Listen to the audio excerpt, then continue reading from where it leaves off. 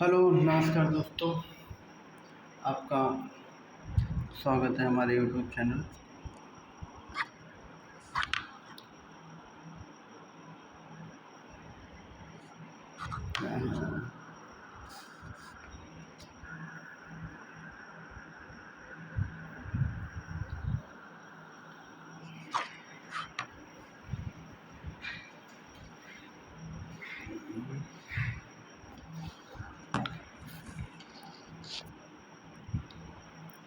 नमस्कार दोस्तों, स्वागत है आप सभी का आपके YouTube channel UP exam desk Pathshala में। दोस्तों, अगर आप Uttar Pradesh cooperative bank, UP triple S C, UP के किसी भी एग्ज़ाम की तैयारी कर रहे हैं, वैसे तो आपको जीके जी सारा कुछ यहाँ मिलेगा सब कुछ, लेकिन अभी के लिए उत्तर प्रदेश कोऑपरेटिव बैंक का जो प्रीवियस ईयर मैथ के क्वेश्चन हैं उन्हें मैं शार्ट तरीके से, जो टाइम की बचत हो उस तरीके से आप लोगों को समझाऊँगा। अगर आप इस चैनल में पहली बार आए हैं तो नीचे दिए गए लाल आइकन को दबाकर यूपी एग्ज़ाम डेस्क पाठशाला सब्सक्राइब कर लीजिए। चलिए शुरू करते हैं आज की पहली क्लास और देखते हैं पहले क्वेश्चन। तो पहला क्वेश्चन है, एक सहकारी बैंक की कुल लागत का 12% हिस्सा ईंधन पर खर्च होता है। यदि ईंधन का कुल खर्च 48,000 रुपये है तो बैंक की कुल लागत मूल्य। तो आप लोगों को पता होगा कि जो टोटल वैल्यू होता है, जो भी टोटल वैल्यू होता है वो 100% होता है। तो यहाँ 100% का मान निकाल लेंगे। जितना भी होता है 100% का आपको मान निकालना है। तो 12% का मान कितना दिया है? 12% का मान 48,000 है। तो पहले 1% का निकाल लेंगे। तो 1% का कितना हो जाएगा? बेसिक तरीके से और हर तरीके से मैं समझाऊँगा। 12 चौक 48, 4, यानी कि 1% का मान 4,000 के बराबर हो गया। तो 100% हर चीज़ 100 होती है, तो 100 का मान निकालने के लिए इसको 100 से गुणा कर देंगे 4,000 को। तो ये 4, 2 शून्य इधर, 3 से 5 का सैकड़ा, 10,000, 40,000 रुपये इसका आंसर होगा ऑप्शन बी। चलिए नेक्स्ट क्वेश्चन पर चलते हैं।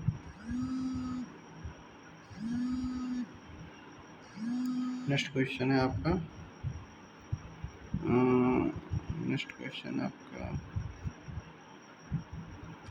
साधारण ब्याज का है ये।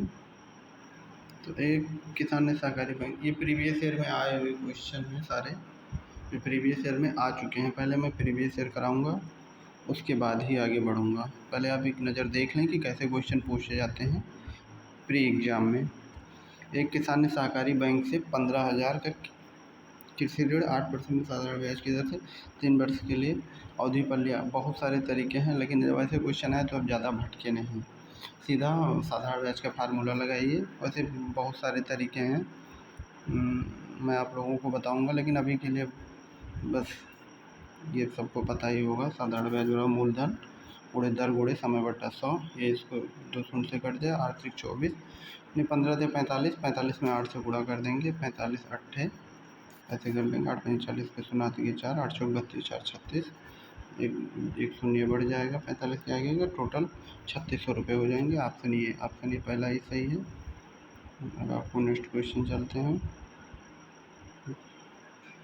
क्वेश्चन आप लोगों का, यदि किसी सहकारी दुग्ध समिति ने पुरुष और महिला सदस्यों का अनुपात, पुरुष और महिला 5:3 है, सदस्यों की संख्या 120 है, तो कुल सदस्य कितने होंगे? इसमें कुछ करने की ज़रूरत ही नहीं है। महिला का दे रखा है, पुरुष और, पहले लिख देंगे पुरुष और महिला, पुरुष और महिला लिख लेंगे। इसका मान है 5, इसका मान है 3, तो 3 का मान कितना देगा? महिला, देखो महिला का दिया है, तो 3 बराबर 120 हो गया। तो इसमें पूछा कुल समिति, यानी टोटल 5 3 8, तो 8 लोगों का कितना होगा? क्रॉस मल्टीप्लिकेशन सबको आता है, 120 गुणे 8 भागा 3 कर देंगे, इसको इससे काट देंगे, ये हो जाएगा 4 40, 4 8 32, 320, 320 ऑप्शन बी में है, ये उसका उत्तर हो गया। चलिए नेक्स्ट क्वेश्चन देखते हैं। नेक्स्ट क्वेश्चन आप लोगों का वर्क ऑन टाइम से आ गया। ये भी एक ऐसे क्वेश्चन पूछे जा रहे हैं प्रीवियस ईयर में, आप लोगों को लेकर आया हूँ। एक बैंक क्लर्क एक कार्य को 10 दिन में पूरा कर सकता है, 10 दिन में पूरा करता है, और कैशियर उसी कार्य को 15 दिनों में पूरा कर सकता है। दोनों मिलकर एक कार्य करें तो कितने दिन में पूरा होगा? सबसे ईजी तरीका होता है आप लोगों का, इसके बड़े क्वेश्चन भी आएंगे, लेकिन जो सबसे ईजी तरीका होता है, आप कुछ मत करिए, 10 लिख लीजिए और इधर 15, ये हो जाएगा 15 हो गया। ये हो गया क्लर्क का, और ये हो गया कैशियर का।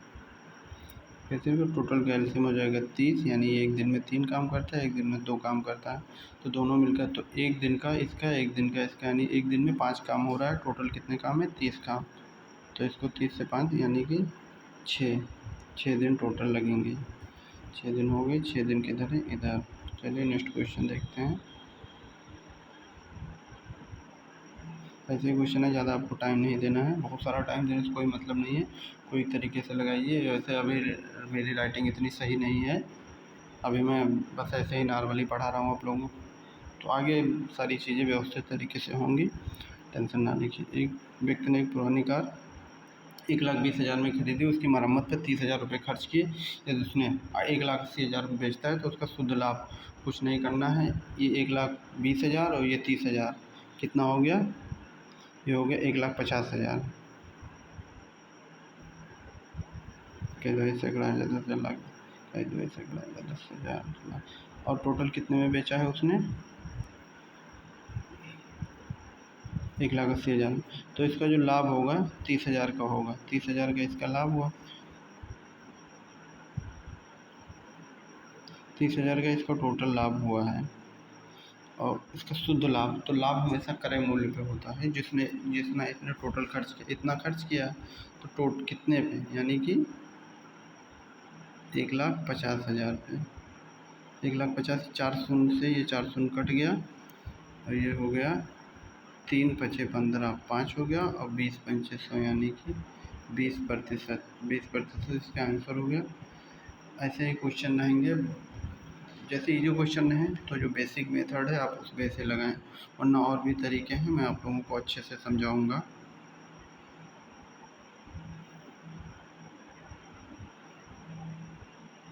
बहुत सारे तरीके हैं, ये समझ लीजिए कि यहाँ पे कई सारे मेथड से आप लोगों को बताया जाएगा। डिजिटल सम का भी फार्मूला होता है, बहुत सारे फार्मूले होते हैं, जैसे डिजिटल सम का यहाँ फार्मूला इस क्वेश्चन पे वैसे लग जाएगा। डिजिटल सम अभी पहली बार समझाऊंगा तो आप लोगों को लगेगा कि तो क्या ही ये बता रहे हैं, लेकिन डिजिटल सम का फार्मूला ये होता है कि सारे, देखो इसका पूछा है चक्रवृद्धि ब्याज, तो उसका जो फार्मूला होता है P1 प्लस एन, तो P यहाँ कितना हो गया? टोटल मान इसका 5,000, फिर 1 प्लस आर कितना है? 10, 100 पावर एन। डिजिटल सम में आपको कुछ नहीं करना रहेगा, इतना जैसे सब कुछ लिखा है,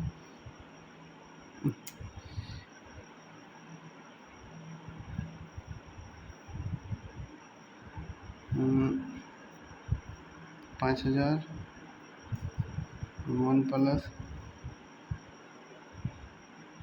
10/100, 2 मान हो गया ना। अब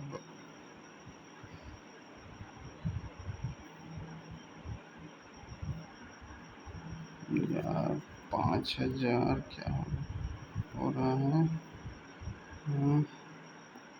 110/100 पावर एन हो जाएगा। पावर एन जब हो जाएगा तो